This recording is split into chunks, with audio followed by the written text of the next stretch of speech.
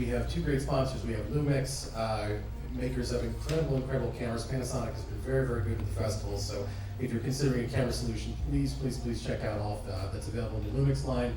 In addition, how many people out here had some coffee this morning? Everybody? Right, most people? Yeah, it's really good, right? So check out Unity Coffee, make sure that you go and see everything that they have available, both in their shops, and I think they also have some stuff that you can get at home. Today we're doing the DIG, Digital Interactive and Gaming State of the Union. What exactly does that mean? It's a little bit of a different format than we have done in the past. And I wanted to be a little bit informal, make it a little bit more like just like a roundtable podcasting kind of talk, and talk about all of the different things that DIG touches on. So today we're going to be talking about location-based entertainment, we're going to be talking about VR and headsets and immersive media, we're going to be talking about gaming, and we're going to look at both the good and the bad and the challenges that all these industries are having.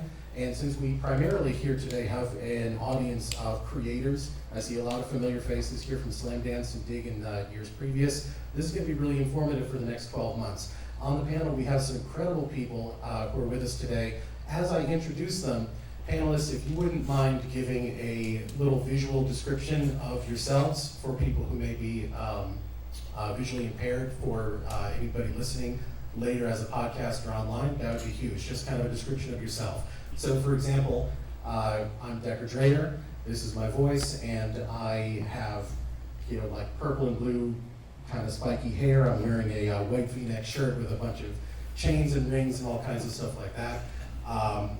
The first person on this list is Ray Mosco. I've known him for many years. He's awesome. He's with HTC. I met you back when you originally were with, I believe, you're one of the first people at Oculus, if I'm not mistaken. That's correct. I was very early at Oculus. That's right. Yeah. So why don't you tell us a little bit about yourself, what you're currently involved in, and then we'll move on down the line. Cool? Yeah, definitely. My name is Ray Mosco. This is my voice. I am dressed in a tan blazer, dark gray shirt with a Vive logo, and dark jeans. So I work for HTC Vive these days. I've been in the VR sector for very long. Since if you got an experience with the PK2 VR headset in 2014, these hands touched that equipment. Kind of been through in that industry ever since. I've done a lot with like virtual humans and VTubers, and now I'm doing a lot in the virtual production sector. Through the entirety of this time, it's been very exciting to see how technology is really being leveraged to be a storytelling tool. I'm here for it. Awesome. Thank you so much, Ray. Moving on down the line, there is a fantastic person. I'm so happy that we were able to get him on the panel today. His name is Ross Miner, and he is an accessibility consultant. He's working in the gaming space and just doing all kinds of incredible work. Ross, why don't you tell everybody a little bit about yourself? Yeah, absolutely. So my name is Ross Miner. I am totally blind. And I work in the gaming industry as an accessibility consultant. So basically, I contract with companies and they bring me in and say, hey, how can we make our gaming accessible for people with disabilities? Obviously, blindness is my specialty. And I also forgot to describe myself. I have brown hair, styled, mustache, dark blue button-up shirt, I believe, black pants, and I have tattoos in case those can be seen. But, companies bring me in, I work with them. And so some of the companies I've worked on include Rare, Ubisoft, Alchemy Labs. I've started kind of dipping my toes into the VR space. Back in March, I was on a panel at South by Southwest about VR accessibility, and it's something that I'm really passionate about because I think there is a ton of untapped potential.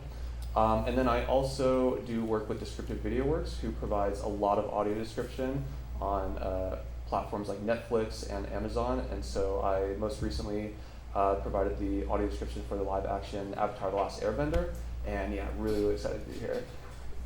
Thank you so much, Ross.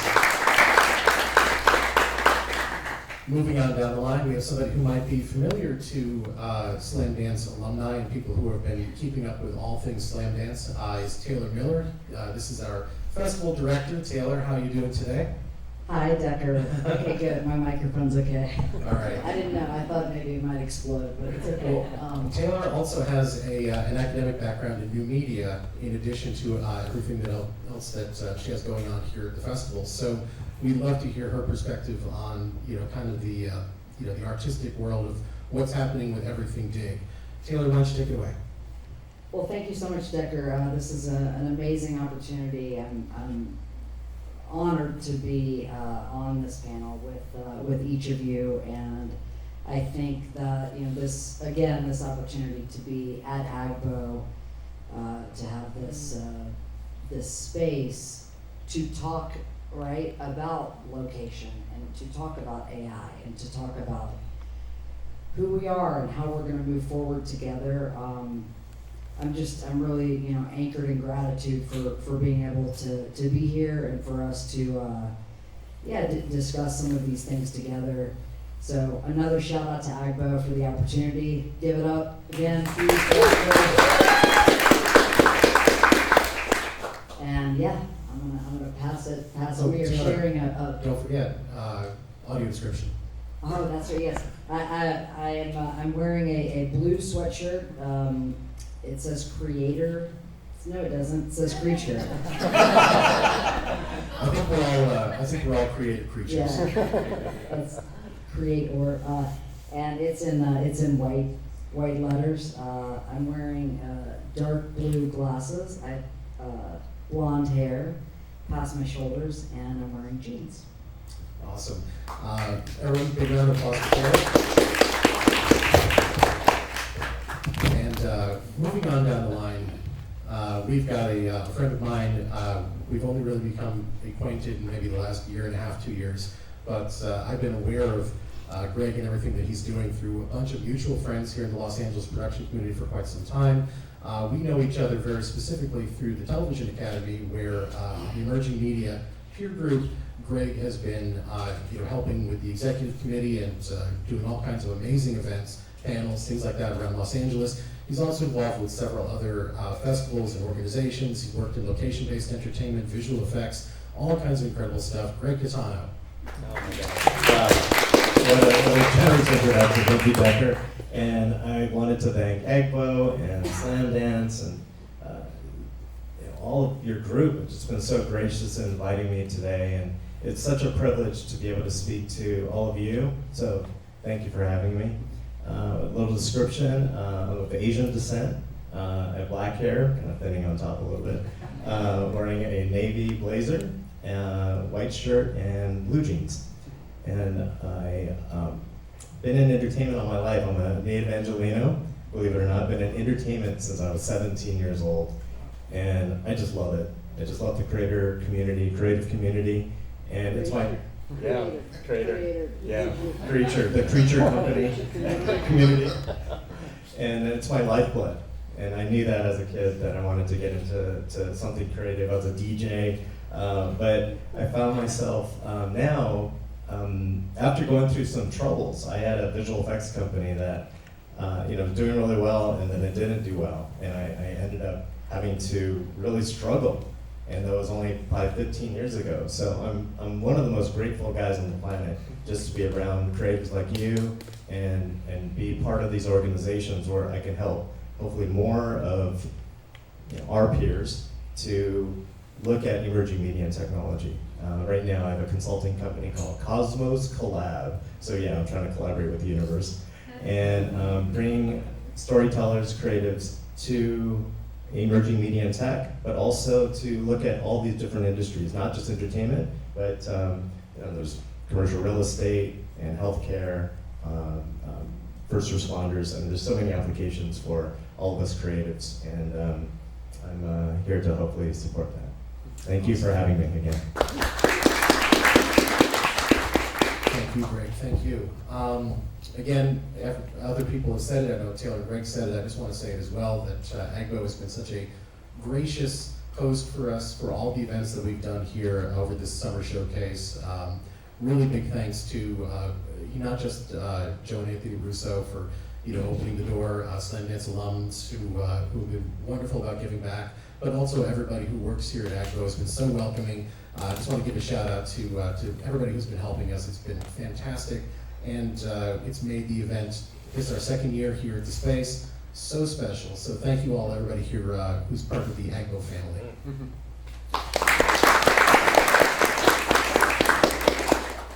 Getting started on the topics of the day, as you can see behind me, there is a virtual production stage. And as you can see directly in front of your face, you're sitting on a virtual production stage. So it's kind of like the House of Mirrors effect here. I wanted to talk about virtual production.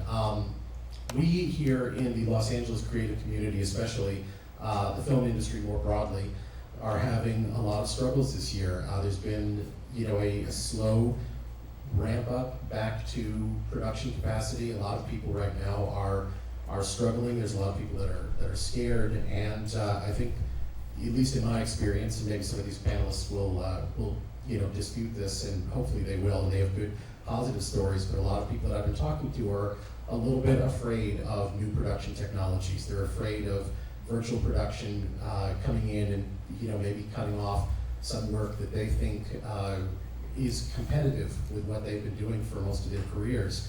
Is anybody here like in the Art Directors Guild? Anybody here? We got a hand in the back. Okay, so we do have some traditional art directors and stuff here in the space listening to the panel. So I'm going to move on from this slide, and we're not going to talk to No, I think they're the people in that community, people who do that professionally, are kind of wary about virtual production. They're afraid that it's encroaching on the things that they've traditionally relied on in terms of building sets and how production is run. So the first person that I want to have speak about this is Ray, because Ray, you have been doing a ton of stuff with HTC and virtual production, and you've been boots on the ground for so much of this. What is their take? Are any of their fears warranted? How can they work with the technology? What's your take? Yeah, for us here at HTC, we made the Vive line of VR headsets, and I think if you look back at kind of the origin of virtual production as we know it, kind of in this most recent cycle, people look at movies like Ready Player One, The Lion King, The Jungle Book, and on all those sets, people had our VR headsets and were doing weird, kludgy things with them. I think it's exciting to see how far we've come. These incredible LED walls, all the cameras and other sort of technologies that are part of these pipelines. But I think for us at HTC, one of the things that we're the most excited about is figuring out how to make this technology more accessible. This is an incredible studio, and if you've looked at any behind the scenes and probably any movie in the last, especially action movie in the last 5 years, you see these mega volumes, you see hundreds of yards of LED walls, incredible spinning stages and the like. And one of the things that we're really passionate by is making it available to independent, small to medium studio operators, students, etc., to be able to learn these tools, so that this isn't a technology that's so inaccessible that only a few teams in Hollywood get to use it. I want to give a big shout out to my wife Julia, who works in practical special effects, and some of the first films, she moved from the game industry actually into practical effects, so it's a little bit of a reverse from what people normally do. But on her first films that she was doing in around, I think, 2011, 2012, something like that, even at that time, so much of what was happening on set was set extensions with very large green screens. And not too long after that, I remember the first film that at least the one that I had as a standout in my mind, was Oblivion with Tom Cruise. Took advantage of a lot of virtual production, like LED wall, 360-degree sets. So it seems like this has been, the LED and tracking technologies, of course, are a little bit newer, they're constantly evolving, and they're more ubiquitous now. But even before that, when you would go and you would go on location to a studio and you'd see these gigantic green screen sites and things like that, this type of production has actually been relatively institutionalized. So, maybe I'll go down to Greg. Do you feel like some of these fears are warranted? You've been in the visual effects industry, for quite some time, and I would imagine you've worked with similar setups, just not using LEDs. Right. So, I had a company, a visual effects company. Remember that show Medium with Patricia Arquette? So I did all the visual effects with Medium all 8 years, and it was a great run.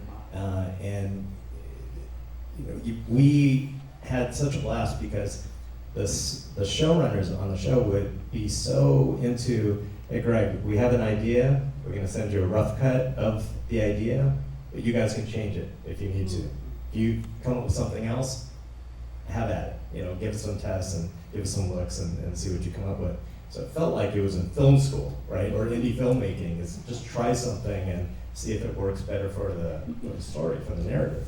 And so we got to, test all these different technologies. I was continuously looking for new technologies to incorporate, not just the straight visual effects computers that we were using, Flames, After Effects, CGI systems. But sometimes we would say to them, shoot it practically. And we'd be talking ourselves out of a job, really. And they would say that, they go, Greg, you guys aren't gonna be doing the work on that shot. I go, yeah, but it's gonna look better.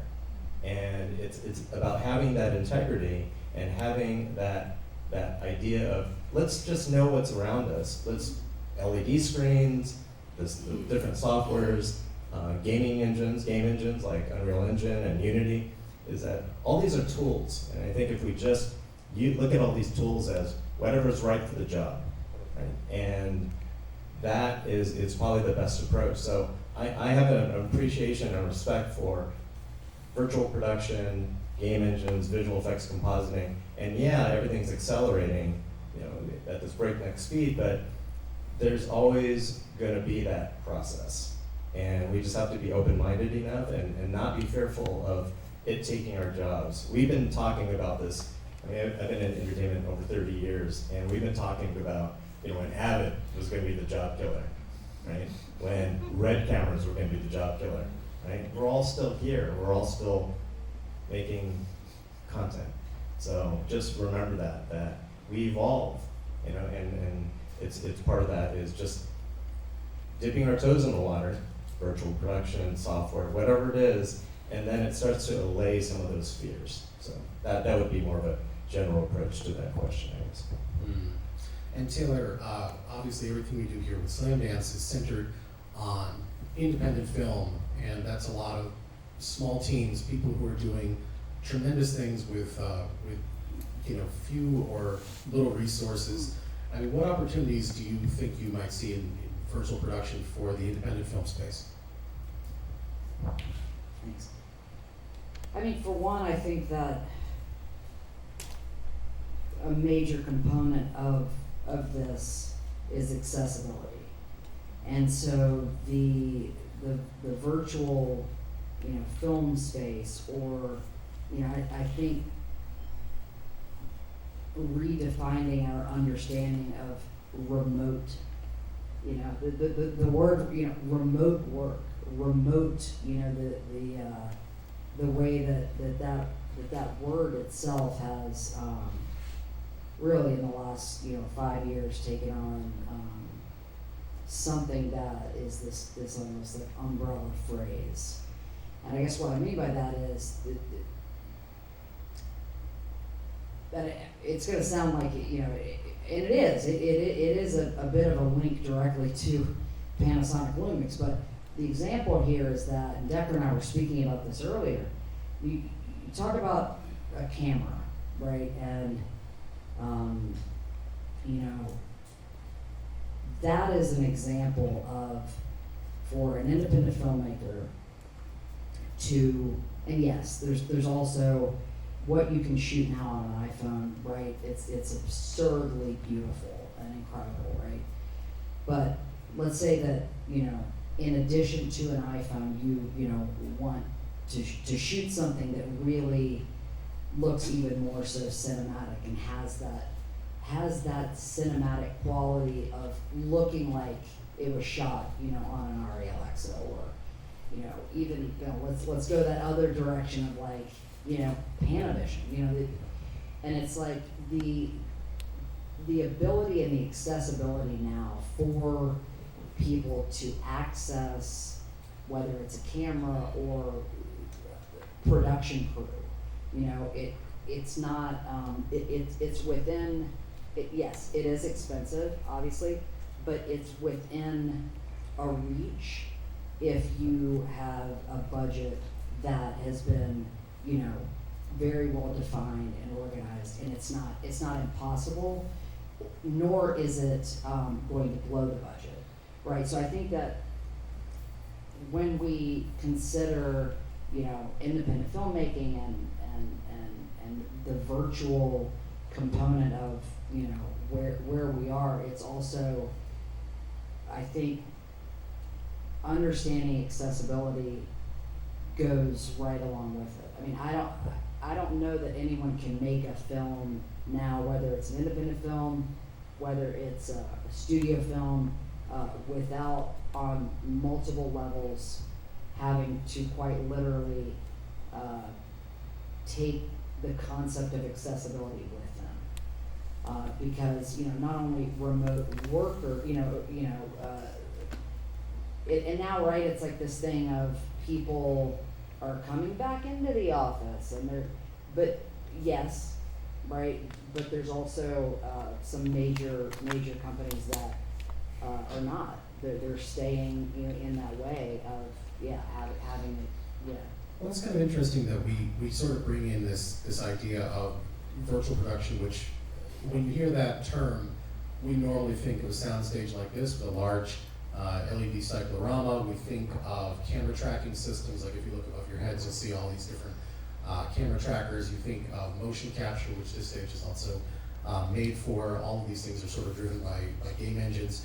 But more so than that, I'm wondering if these tools open up greater possibilities for collaboration, like you said about accessibility for people who may not be able to be on a traditional set. So, Ross, you know, do you see any of these tools having any kind of impact for filmmakers who may experience disabilities? Like, for instance, we have a great thing here at Slamdance called Unstoppable. It's a program for people with visible and invisible disabilities, and those filmmakers are doing incredible work.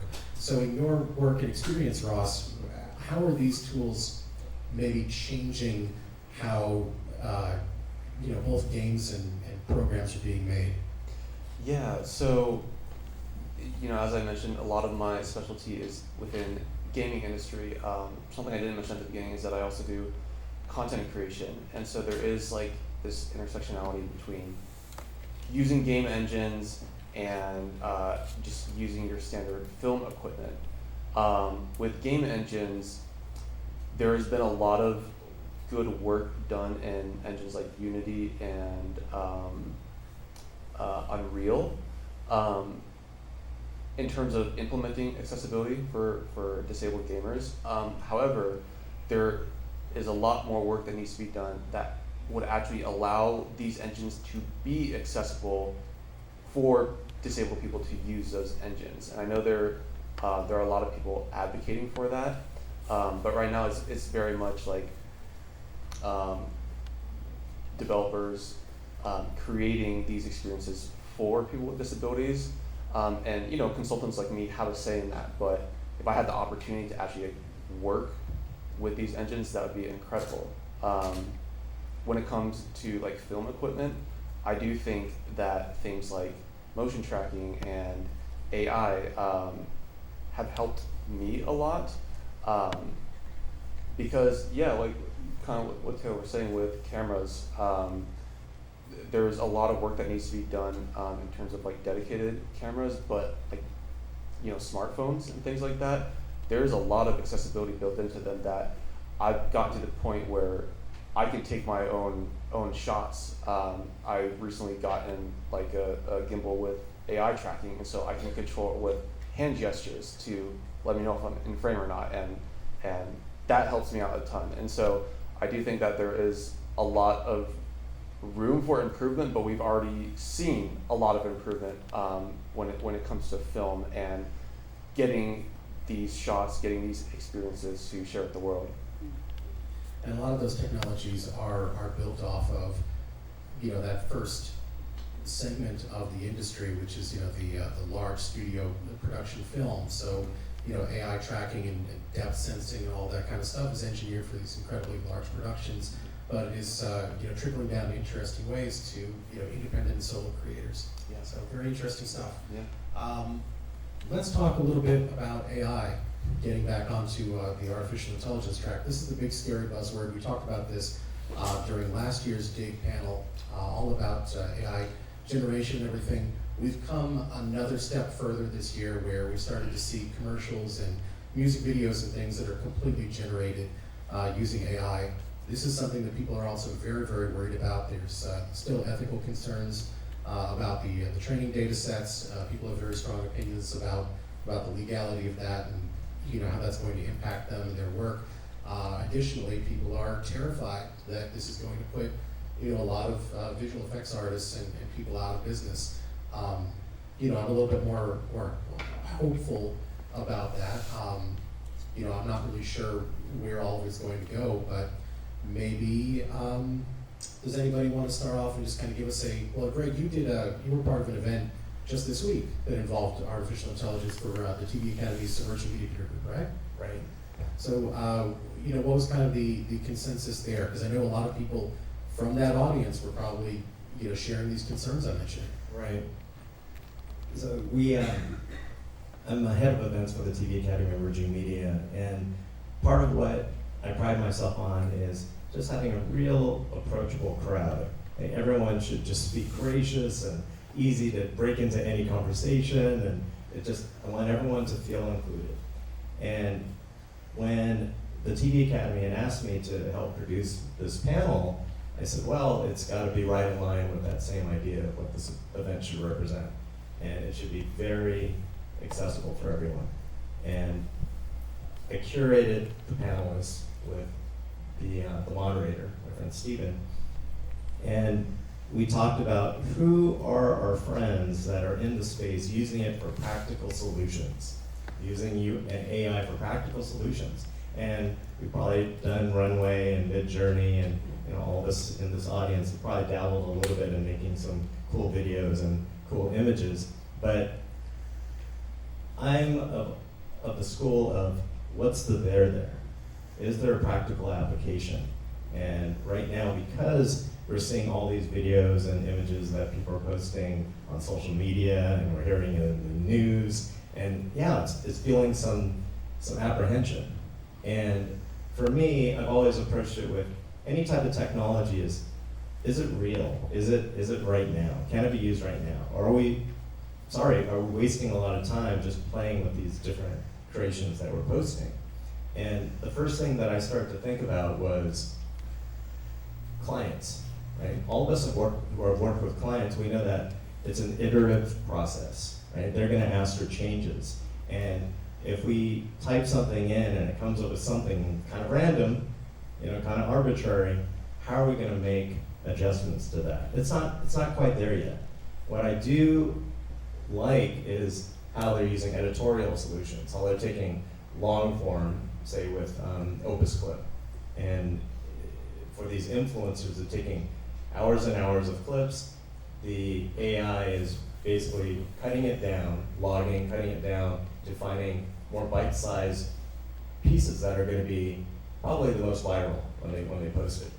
Incredible, right? There's a there, that's a business, and that's a true application. But again, when it's so random, then that doesn't help anyone. So the panel that we had on Tuesday was about, okay, what are the tools that are working correctly with, as Ross mentioned, Unreal Engine, for example.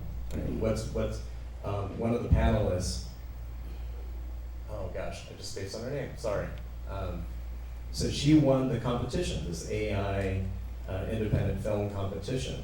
And she played her film, and yeah, it was all swimmy, right, with the whole AI algorithms going on. But there was a story. It was a short film zombie movie, and it was actually quite charming, and it worked.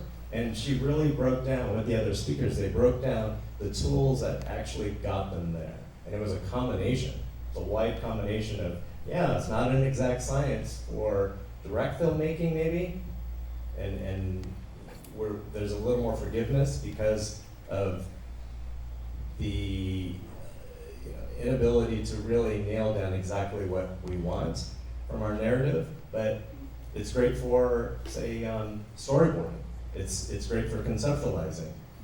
It's great for editorial. So we're all trying to figure out what are the ways that we can accelerate the production process. And hopefully we embrace it.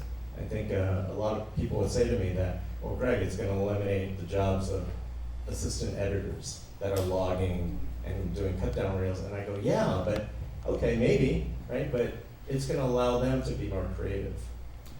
Yeah, I mean, I'm a little bit skeptical if many of those jobs will go away. And, you know, I'm probably going to eat those words, but I remember when I was in traditional television, probably about 15 years ago, and I was a network executive, and I was like very specifically, I remember we shot a show that wasn't going to be live to air. It was going to be, you know, kind of like shot in the day, edited late at night, and then, you know, gotten up on air for the next day. We were in New York, and we were having this all cut at Broadway Video, which is like, you know, Warren Michaels production company. And it was like 2 o'clock in the morning. We've got the editor with us, and, you know, the editor's got an assistant, and we're trying to just get through the show. And then we would have to stop every, you know, like half hour or whatever when everyone needs to take a break. And we'd have to ask that poor editor, like, hey, now that we've got a little bit of downtime and you've edited this first part, would you mind if we got like 3 or 4 clips for YouTube? You know, and then he'd like roll his eyes and be like, yeah, okay, so he didn't really get to take a break. He didn't, you know, you go in and you have to, like, you know, make all this extra content. And if we were going to do something, vertical video wasn't huge in that time period, but I can imagine now, okay, now we've got to figure out either we're going to center cut the video or we're going to stack it one on top of the other and, you know, do more stuff to it. I would imagine that AI can definitely help with that work, and that's not actually taking a job from somebody. The conditions in television, let's be honest, like if you're below the line in TV, you know, you are constantly always being stressed with more tasks. And if this helps to keep people from burning out because they're asked to do these tasks, I don't think I've ever worked on a production where they've said, man, it's really, really hard for me. I need an assistant tomorrow, and then they just hire one. It's never happened. It's just you got to get it done, and you got to stay there, and you got to like grind through it. Ross, as a solo creator, have you used any of these AI editing tools? Thank you so much for asking me, because yeah, I have so much to say on this. I completely agree with you and Gregg, because the way I think of it is using AI for utility or production, like you guys mentioned, versus removing the human experience from it. The I don't want to say like the creativity, but yeah, the human element. So, for example, you know, AI has done amazing things. Like, I never thought that I'd be able to take a picture of something and have AI describe it to me in vivid detail.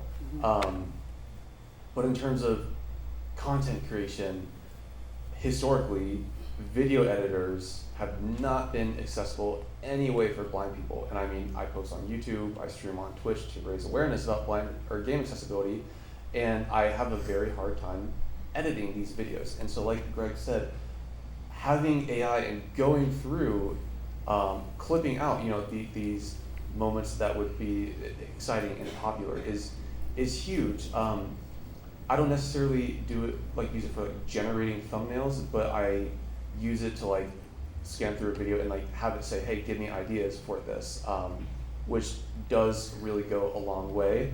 And then when you mention vertical video, that has honestly, you know, I love posting social media, but it's been the bane of my existence because let's say I'm, you know, recording not in vertical and I need to make it vertical.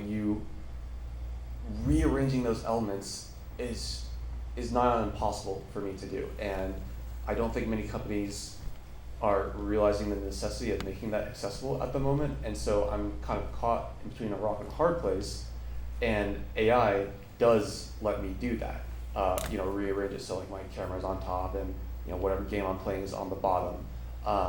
And these have really, really increased my workflow, because I do a lot of what I do solo. I have a video editor for like special projects, but you know, being blind, I'm slowly able to do these things, but it does take time. And so I will take any opportunity I can get to speed up that process. But when it does, lean into actually generating the content, creating the content, that's where I think there's a difference. And there's a huge discussion about that, like with audio descriptions. Some studios have resorted to using AI audio descriptions, and they're not unpleasant to hear, but when you listen to a person, there's so much more enthusiasm. But on top of it, people like knowing that there's a person behind the voice, that there's that talent behind the voice. And with AI audio descriptions, they can often mispronounce things, and you often have to go back and fix those errors. And sometimes they're too loud, sometimes they just don't get the tone right. And so that's where it's, removing the human experience, creating, generating this content instead of almost enhancing it and making the workflow quicker. And so ultimately, I do think AI plays a big role. It will continue to, especially in my workflow. But we do definitely have to be careful. I kind of agree with both of you that there has always been throughout history with new technology, this is going to get rid of this job, this is going to get rid of this job, but it also creates new jobs. Right.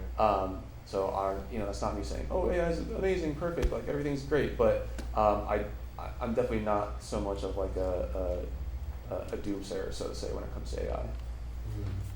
So Taylor, Ray, do you have anything you wanted to add, or did you want to move on to the next topic? Bernie?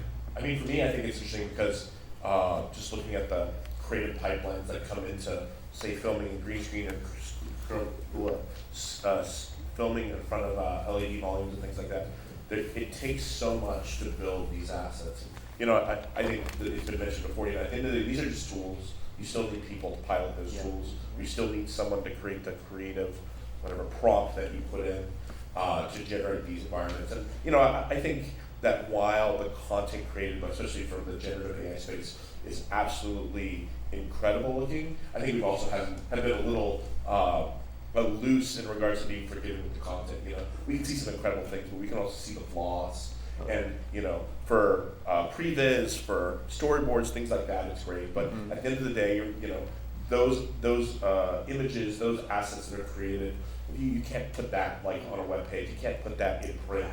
At the end of the day, there's still someone that has to exist in this process that makes those adjustments, et cetera. And so I think these tools are just gonna make folks interested in this space have that much more accessibility into it, and those that are experts into it, hopefully it's a tool that they can use to make life easier for them.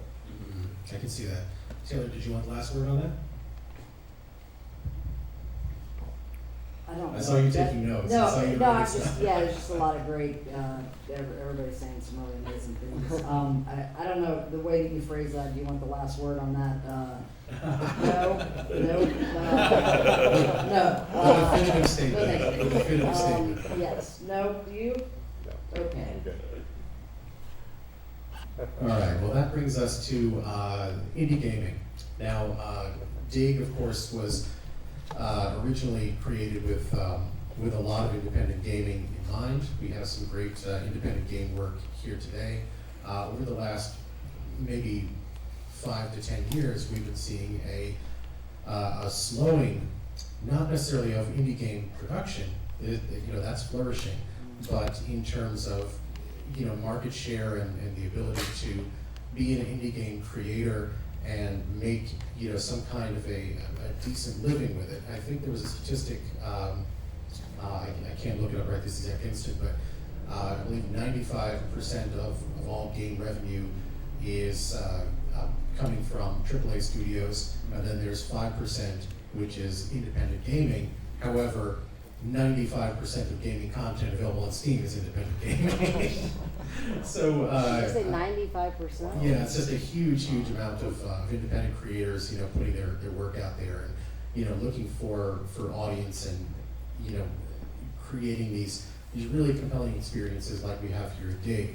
So I wonder a little bit about that. I wonder about things like Roblox and, to a certain extent, other, virtual social spaces that have a gaming component to it, I'm seeing a lot of people from the indie game space moving over into those ecosystems and creating environments and experiences and assets inside of these larger AAA titles, because the audience is there and it's maybe a little bit of an easier way to be discovered.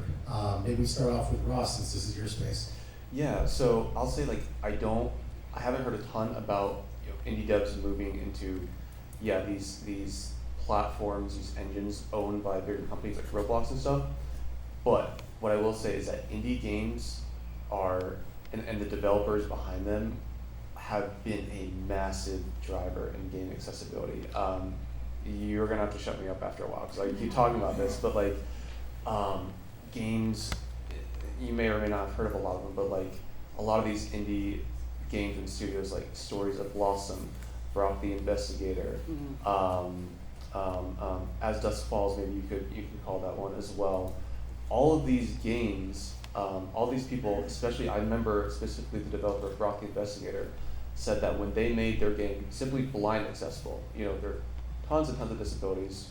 25% of the world has some sort of disability, so translate that to gamers, right?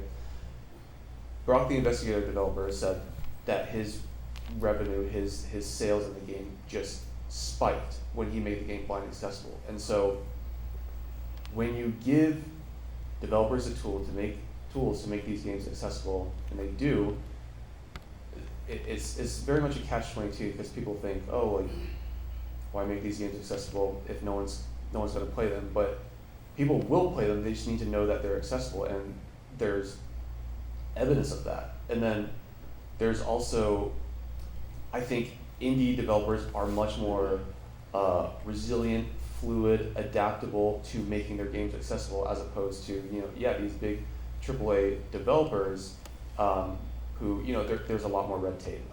Not saying that AAA devs don't do amazing work. I mean, there's been we all know about how accessible the Last of Us games are. Spider-Man 2, Mortal Kombat, these are all have been massive wins for blind gamers specifically. But with indie games, many times people in the blind community will ask a developer, hey, can you make your game accessible? And they are so much more receptive to it. And if they're not, then a hobby developer will come in and create an accessibility mod for a popular game. So we're talking big ones like Stardew Valley, Hearthstone, Slay the Spire, World of Warcraft. Blind people all are getting to play these games for the very first time. And so all that being said, I think indie games serve a huge role in the game accessibility space, and arguably have been a huge driver in that. And so if you do make indie games, reach out to people like me, reach out to communities, because it makes a huge splash in the industry. Big shout out to the Game Accessibility Conference, because there are, a bunch of AAA presenters there, but many times these indie developers will come along and present just all the things that they've learned and all the benefits from making their games accessible. Mm-hmm.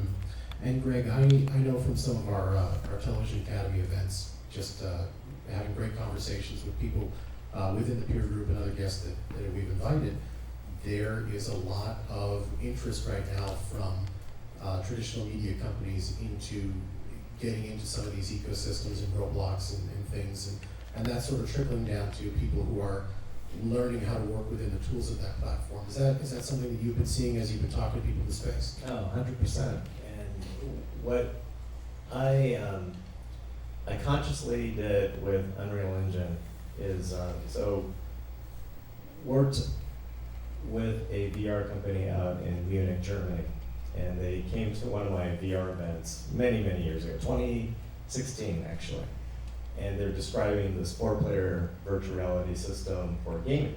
And I'm not a gamer, so it was more about me looking at it as a distribution platform for virtual reality. And in fact, we bought more headsets from HTC, Ray's company, than any other company. So it just took off. We were super lucky. The timing was great. But our bottleneck was Unreal Engine. So we would, and while a lot of companies were using Unity and nothing against Unity, it was just, we liked the fidelity of Unreal Engine. And both the CEO and I came from visual effects, and we just, hey, it kind of fits with what we're used to. So when we ran into that bottleneck, I said, whoa, what are we gonna do? And sometimes it would affect our deadlines. Yeah. So I'm still with the company, but I'm not involved in the day-to-day, but I said, I need to have a connection with Unreal Engine. I foresee Unreal Engine impacting filmmakers, gaming, indie game developers, AAA game developers, I mean everyone, but also, as I started with my intro, is all these industries are using it for training for first responders, or for surgeries, or for automotive design, commercial real estate design. And I said, man, okay, I gotta figure out some type of connection. And talking about putting it out to the universe and some synchronicity happening, I got approached by CG Pro, which Ross, you may have heard of CG Pro possibly, but CG Pro is founded by a husband and wife. I've known them for about 10 years in the VR space, and they are now the #1 training solution for Unreal Engine in all of North America. And they asked if I would be their strategic advisor. And I said, wow, this is incredible, because now I can start promoting it to all these different industries and saying, learn Unreal Engine. And Ross, maybe you and I should talk about how do we figure out an accessibility solution. Yeah. So can you tell a little bit more about what you just mentioned about the first responder?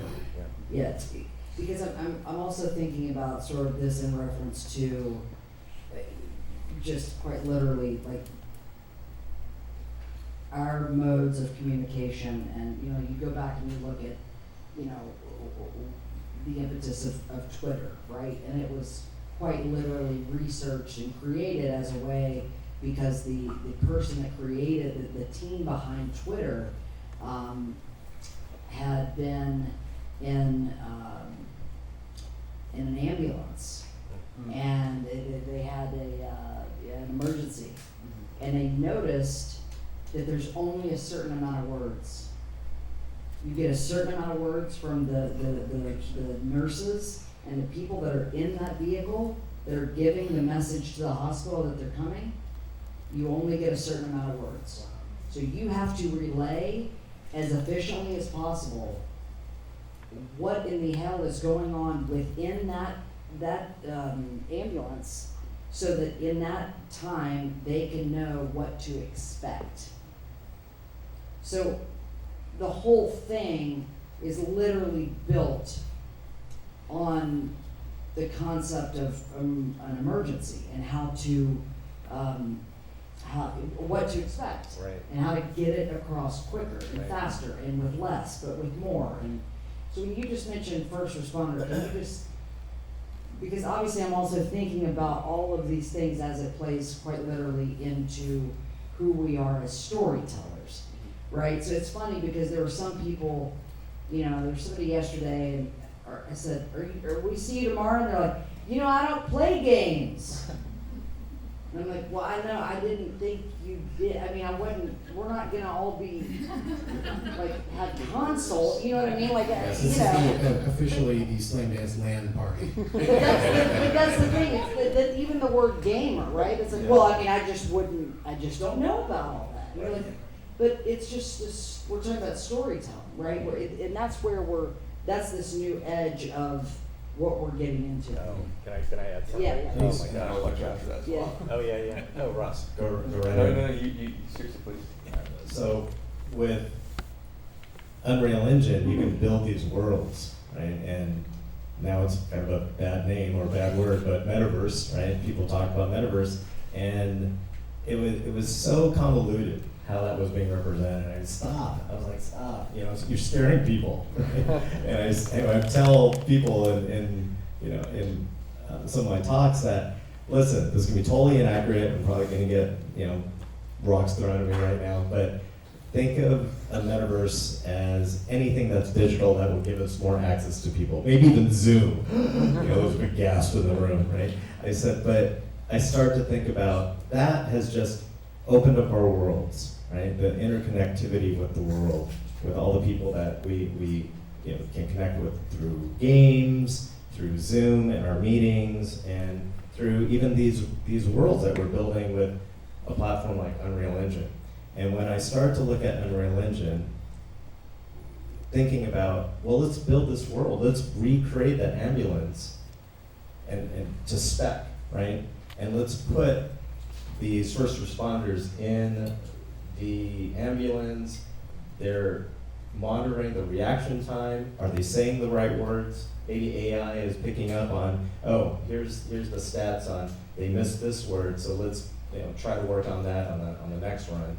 And what's great about any type of training with storytelling, I want to introduce that. When you said that, I was like, oh, it's perfect, because think of all of us who've gone through training. The best training, the most effective training, that imprint in our minds is when there's a story, right? When it's logically laid out, so it's easily understood, and maybe it ramps up, so we start to take on more complex ideas as the story goes along. Or maybe it is a story. Maybe it's actually a story It's always a story. right? It's always And a a story. lot of people will just do training and you go, oh, this is the worst training, because Right. it's all over the place. It's a That lot of word, data, it's a lot of train, words.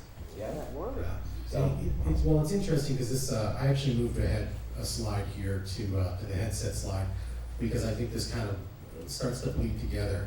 One thing that I was noticing about the indie game space, and I mentioned Roblox earlier, is that these tools, the limitation in terms of people knowing how to get into Unreal Engine and learning it seems a little bit more daunting than, like my niece is building stuff in Roblox. It feels accessible, it feels like there's an audience there, and it feels vibrant as a community. And I feel that that can maybe be a stepping stone into younger people or people unfamiliar with the technology into getting into something like Unreal Engine. But I do think that there's also a consolidation effect because of that. I think that people are comfortable in that ecosystem creating, and that maybe keeps them out of building something that's more robust in some ways, unless they are really, really dedicated to it. But talking about the consolidation of indie gaming, one of the things about, at least to me, early Oculus for Ray, was that the first iterations of the Vive, the first commercial iterations of the Oculus, all of these ecosystems were pretty much supported by interesting, independent productions. Really, really cool things that were driving the narrative about the possibilities of these headsets for entertainment. And it was a glorious golden age. No, it really was though, because we had this opportunity, we had the support of these manufacturers, we had the support of these larger commercial ecosystems to elevate interesting work on these headsets, because there just wasn't that AAA experience there. Nowadays, we have, behind us is a big picture of like an Apple Vision Pro. I think Apple has slashed their first year sales projections by half. If you look at Facebook, their metaverse team, I forget what it's called, Meta Labs or something like that, they have laid off a ton of people. They've reallocated almost everybody else from the entire department into other projects that are sort of tangentially related. And it feels like these headsets are moving more into the realm of what Gregg was talking about utilitarian things rather than entertainment-based things.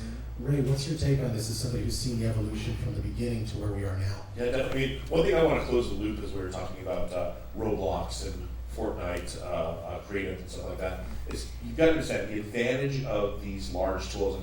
I love indie gamers, but if you're an indie gamer building something in Roblox, building something in Fortnite Creative, you gain the knock-on effect of all the accessibility tools that are inherently integrated into those engines. No longer do you have to build a subtitling tool, do you have to build a tool that shows you audio direction and things like that. These are things that are already built and integrated into these platforms, so that when you build your game, you don't have to build those tools.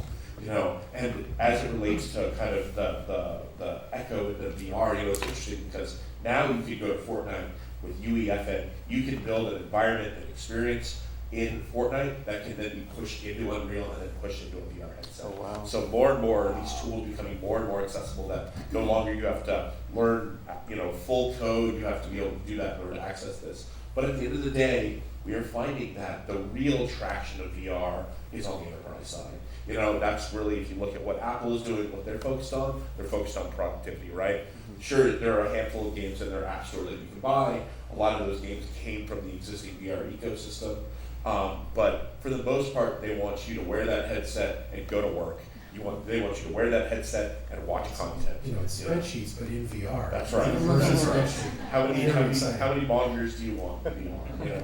And I think that that's important though, because all the weird Wild West of in the early days of Oculus, we were always excited. Early VR developers would send us builds of their crazy vomit-inducing experiences. We would all get together on Friday and do everything that we received, just to see what was going on and to learn the process of developing VR and creating kind of a series of best practices, so that we can get to the point of where we are now, that we know that there are certain things you can't do in VR because they make you sick, et cetera, and that will continue to push forward. Do you think that there's still a fertile market for an independent game producer to make something for a headset? Now that everything has kind of died down, now that the frenzy is over, do you see opportunities there still for people building on those platforms for entertainment? Absolutely. I mean, there are more headsets out in the wild than ever. So that Just seems like we're not talking about it in that way, though. I mean, it's interesting. You look at the Beat Sabers, these groups, these games that really kind of launched VR into the consumer space. And then you look at the games that are successful. Also, you look at Pistol Whip, a lot of different athletic games and things like that, and they're all essentially rehashes of the same game. And so I think that that's the interesting struggle that we have with VR, is that we're trying to figure out what are the best games, because people have built these super immersive, interactive storytelling experiences, and no offense, they suck. They're not fun to play. They are a grind to get through, and I mean, I recognize the developers, the amount of effort they put into it, but at the end of the day, it's not the same thing as playing Red Dead Redemption on your PS5, And I don't know what the middle ground is, but I think that we just have to keep creating content. And I think also one thing about VR is realizing that while there are some people who have clocked thousands of hours in VR, most of us haven't, and most of us really want to play something in VR. We really want to play it for 5 to 25, 30 minutes. We don't want to sit in a VR headset for 5 hours. Well, Yes. I know that Yes. Ross, you had been doing a project with Headset VR and working with some groups there. I want to tell you everybody really quick, there was this experience that I had very early on in VR. I forget what franchise it was a horror thing. I was doing a demo of it at Sundance, and man, it was just exhausting, and because you had to crawl on the ground for a little bit, and you had to kind of jump on something, and I was thinking to myself, some of these things in terms of accessibility are probably also making VR more comfortable for people without disabilities as well. Yeah, so with VR, I'm very much of the believer that many times people play video games to relax, and so they don't want something strapped to their head. So I know a lot of people are believers in augmented reality, which definitely has a lot of potential in gaming as well. However, VR is very, very useful when it comes to these social type games, in my opinion, where it does feel more personable, and you are almost expected, you're in a friend group, and you almost expect to be more active, because sometimes people just want to sit on the couch and just play their game and just veg out, right? And VR, I think, offers a different experience. And so do I think VR will be the killer of console gaming, PC gaming? No, not at all. But I do think a balance will be struck, because in terms of accessibility application, I think VR has a ton of potential, because when I presented at South by Southwest, it was very much in terms of blind accessibility at least, VR is very much in its infancy. And so the presentation was theoretical on paper, not so much in practice. Well, a few months has passed, I've had some opportunities to try out some VR games and that are working on being made accessible. And a lot of my theories have come true in that you would not think that VR would be accessible by default for like a blind person. But it is because I found that I began to like build muscle memory, the audio spatial. So it's very natural for me to quote unquote look around and hear what's around me. And when playing with a friend, they were like let's say I'm playing a console game that isn't the most accessible, I have a sighted friend, they say, okay, move up a little bit, straight left and turn this way. It's very difficult. You have no sense of orientation.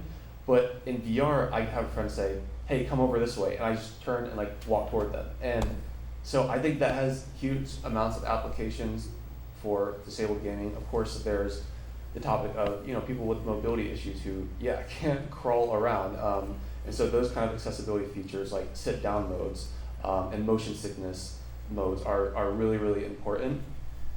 But I still am very much a believer in VR gaming. I do think that more needs to be invested in accessibility, of course, but kind of like Ray was saying, I think developers just need to branch out a little bit from these immersive storytelling experiences, and same with like the Beat Sabers as well. Like there's some replayability, but it doesn't have much depth to it.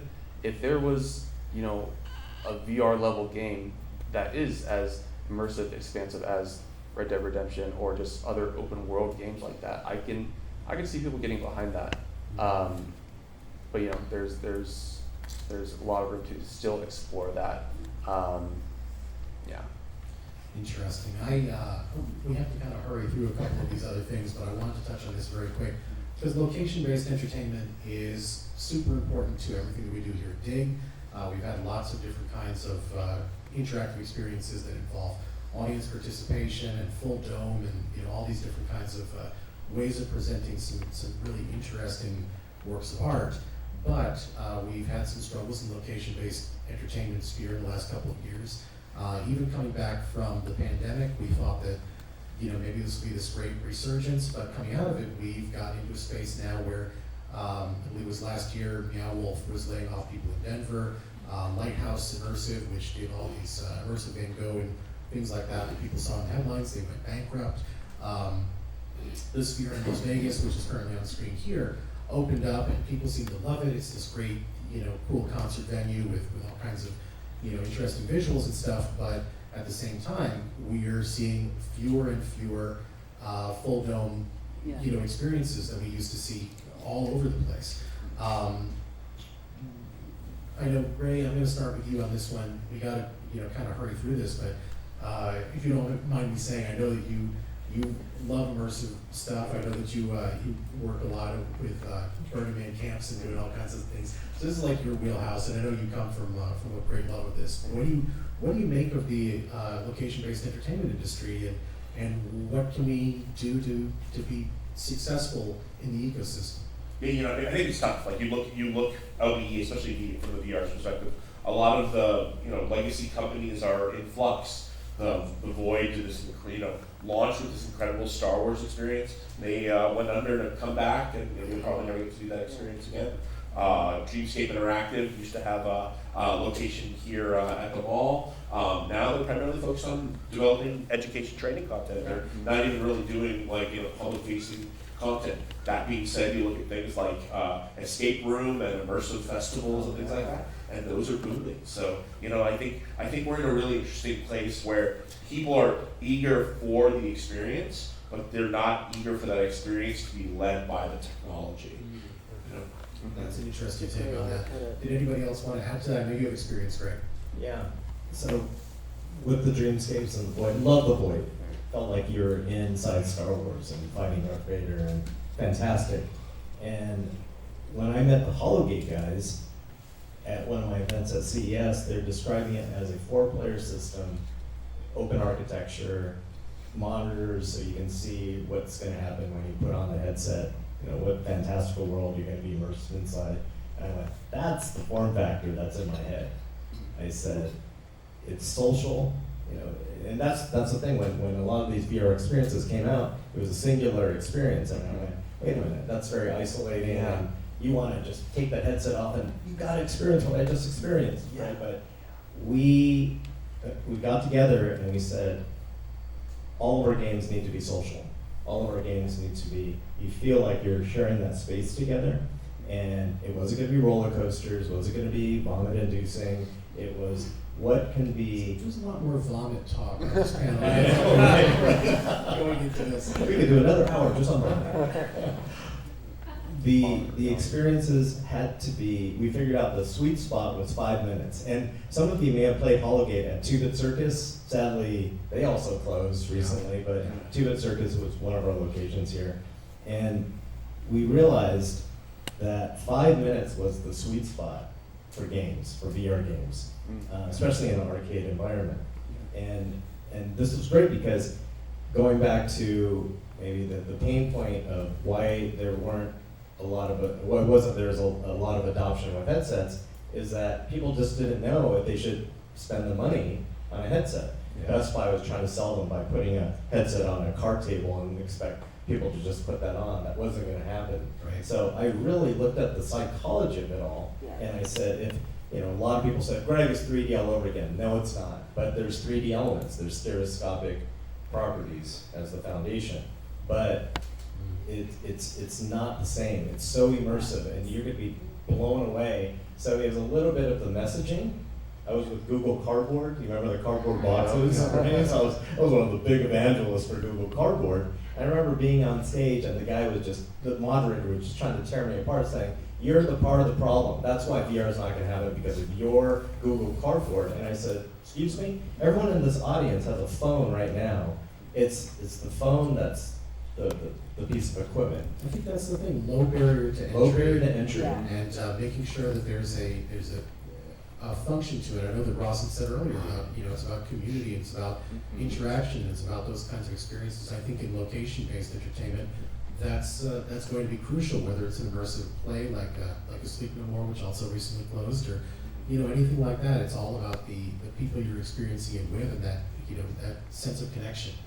I want to just kind of skip ahead. We already talked a lot about with you, especially Ross, about creating content. This slide was about streaming and short form content and all that kind of stuff. We touched on it a little bit. We could probably touch on it a little bit more after the panel if anybody wants to come over and talk to anybody about this. But I did want to mention that this year for Slamdance 2025, we have a category coming up called 60. So this is going to be all interesting short form content, anything 60 seconds and under. This is great for people who are creators in new platforms, people who are doing vertical video documentaries. There's a lot of people who are doing great short special effects pieces on platforms like TikTok. It's also incredible for storytellers. Somebody that I knew when I was much younger. He's no longer with us. A guy named Spalding Gray. He's done some really great spoken word kind of productions. I see that on TikTok all the time, where people are doing story time and they're becoming really, really great at doing these wonderful first-person monologues. So all of that kind of stuff is very fertile for independent filmmakers who are looking to branch off into different and diverse platforms where people are experiencing storytelling and content right now. Taylor, you got no, absolutely. I think that's a perfect segue into the program that we have here today. After this panel, the artists, the dig artists that are here, that as you can see, a little bit, there are 4 artists, dig artists, that are here in person, and they've set up their stations of experiences. And I think that everything that we've been talking about is it flows right into that, and having the opportunity to experience their work, with each other and with them, wildly different pieces to continue this conversation.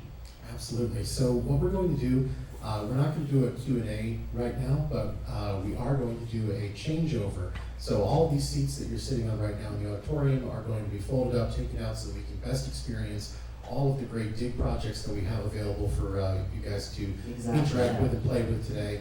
During that time, I'm sure, hopefully, our Coffee, panelists. yep, we got coffee, and we can all, We can all our reconvene amazing over the speakers lounge, can- yeah, if you guys are willing Yeah. to, of course, stay a little while. Yeah, I'm sure everyone would love that to would speak. be amazing. So thank you all very much for coming over here today, staying here, hanging out with Awesome. us. Again, thank you to Hedgerow, thank you to Lumix, thank you to Yuli Coffee, and we will see all of you back here when we open up for the dig experiences. Thank you so much, everybody.